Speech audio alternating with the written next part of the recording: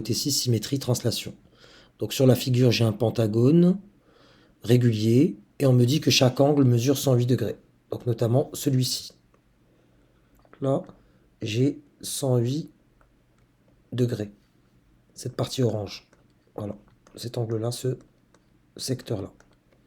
Et on me dit justifier que l'angle FEY, que je vais d'abord identifier, donc F qui va vers E pour joindre la demi-droite EY, donc cette partie bleue, il faut justifier que cette partie bleue fait 72 degrés.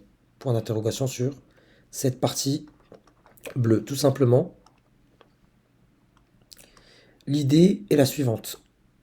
Puisque on a affaire à E qui appartient à la demi-droite DY, on a un angle plat, et un angle plat, donc tout ce secteur-là, puisqu'il s'agit d'un angle plat, fait 180 degrés. Or, je sais que cette partie orange fait 108, et en effectuant la soustraction, je vais aboutir à 72. On pourrait le rédiger de la manière suivante. Les angles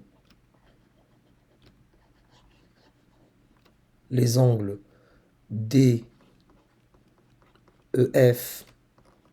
et FEY sont supplémentaires, c'est-à-dire que leur somme est égale à 180, la somme des mesures de leurs angles est égale à 180 degrés. Donc ils sont supplémentaires.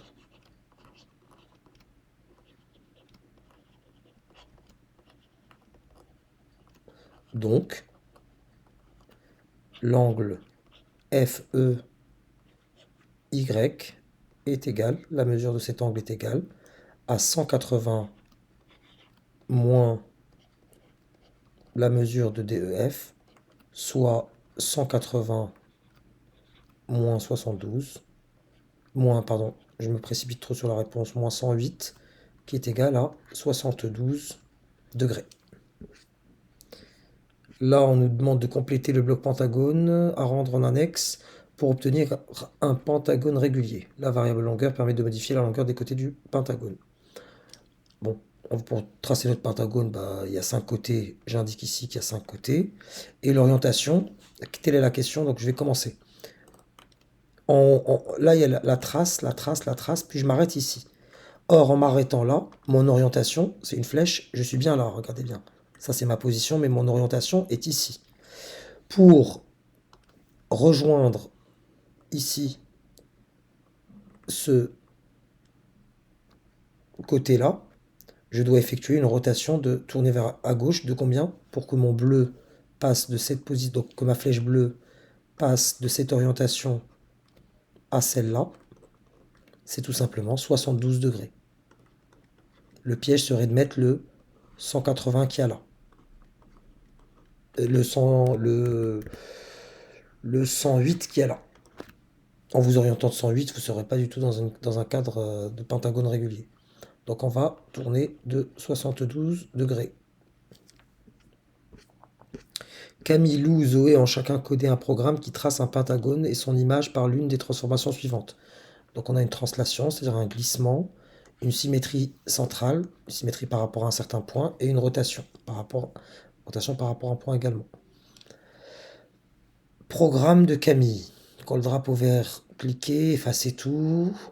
On est au centre du repère, on s'oriente de 90 degrés, on va mettre une certaine longueur, on va tracer un pentagone, puis on va avancer, donc on va tracer un pentagone comme ça, pentagone régulier, on le trace, et puis on avance, et on en trace un autre. Voilà. Donc là, clairement, c'est une translation. Voilà, je l'ai fait en brouillon, parce que je glisse. En effectuant ça, en fait, c'est tout simplement une translation.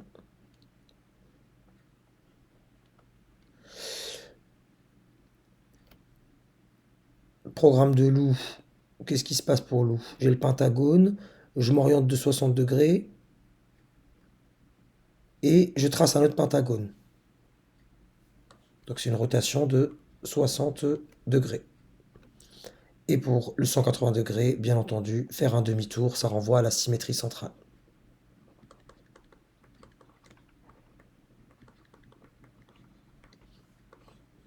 Propriété qu'on découvre dès la classe de 5e.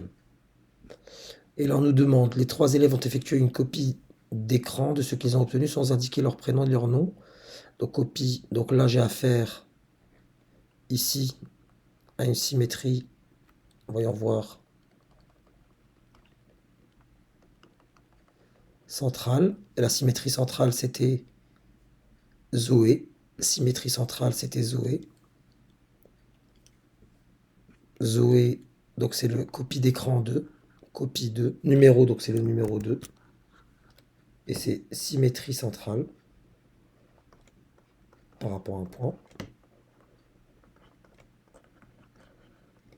Là, on reconnaît le glissement.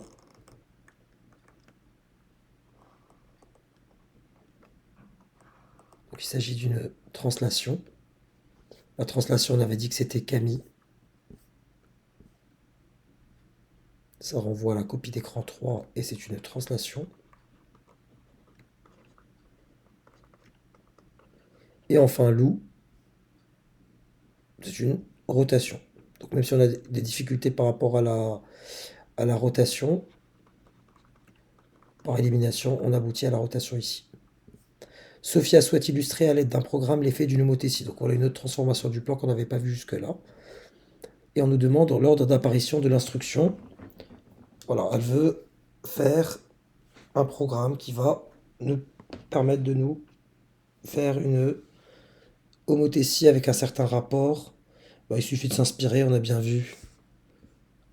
Donc là, c'est la première position. Après, il faut tout effacer, mais vous pouvez vous inspirer de ce qu'il y a au-dessus. Regardez, vous avez déjà des programmes. Quand drapeau vert, cliquez, effacez tout, allez à x égale à 0, y égale à 0, s'orienter à 90 degrés. Donc les 4 premiers blocs sont les mêmes déjà. On peut déjà commencer à les remplir. On va commencer donc par effacer tout. Donc puisque quand drapeau vert est cliqué, c'est déjà indiqué. Donc là, c'est la deuxième. Par la suite, on avait dit troisième, c'est je me retrouve au centre. Donc à l'origine, au niveau de l'origine, donc troisième. Et là, comment on gagne des points facilement, s'inspirant uniquement de ce qui est déjà donné. S'orienter 90 degrés, donc c'est le quatrième. Je poursuis. Qu'est-ce qui se passe par la suite pour chacune des transformations? Derrière, on définit une certaine longueur initiale. Là, où est la longueur initiale? C'est pareil. Longueur initiale, ça va être ma cinquième instruction. Derrière, que se passe-t-il? On évoque le pentagone. On affecte cette longueur au pentagone, c'est la sixième position. Puis derrière le pentagone, on lui fait subir une certaine transformation, ce pentagone. Avancer de 120 pas, s'orienter, tourner à gauche de 60 degrés, tourner à gauche de 180 degrés. Et ici, donc, on va lui demander à ce pentagone